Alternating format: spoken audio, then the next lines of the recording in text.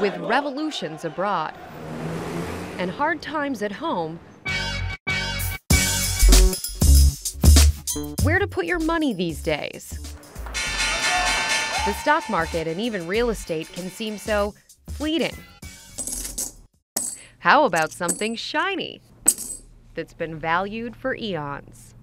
This is about $20,000 worth of gold, 15 ounces. Marin Alexov is the CEO of Roslyn Capital in Santa Monica, one of many investment companies where they spend all day talking gold.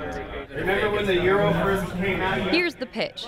Gold is hitting historic highs, above $1,400 an ounce.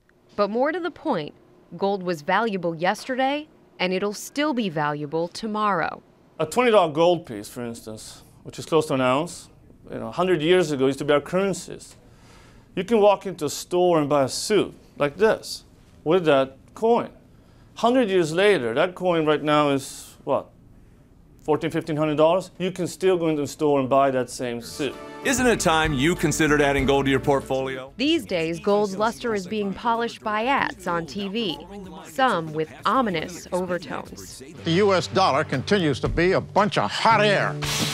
I'm sure some people buy gold because they're greedy and they think gold is underpriced today and it's going to go up a lot in value. Richard Silla is an NYU professor of financial history and chairman of the Museum of American Finance on Wall Street. But other people hear these ads that say the world is about to come to an end, we're going to have hyperinflation, so you better buy gold. That's fear. The dollar has lost 20% of its value in just the past 10 years. Roslyn Capital's ads feature G. Gordon Liddy, the former Watergate conspirator. He also talks up gold on his radio show. Do you buy gold out of fear? No, I buy gold out of prudence. 75 call spread. Here's the thinking among gold bulls. The U.S. is printing too much money. That's hurting the dollar's value, and we're headed toward inflation. Couple that with instability overseas and growth in China and India, and some believe that makes gold very attractive. I think the trend is clearly up over the next few months. Jeffrey Nichols is an advisor to Roslyn Capital. He suggests investors put 5 to 10% of their portfolio in gold.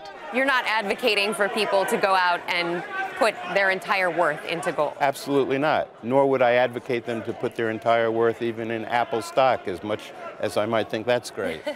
Which raises the question, how has gold done relative to stocks? It's actually pretty close, assuming a 40-year investment. But over shorter periods, sometimes gold wins, other times stocks do. You're not necessarily taking a position that gold is going to go through the roof. You're taking a position that gold is going to provide some insurance if your other investments don't do well. But Professor Silla takes the position that gold is just like all commodities, with the same uncertainties. It's not all that clear to me that today's $1,300 an ounce gold price, it might turn into $500 an ounce 2 or 3 years from now. Still, G. Gordon Liddy is hanging on to his gold with both hands. How long do you hold on to it? Forever? Into perpetuity?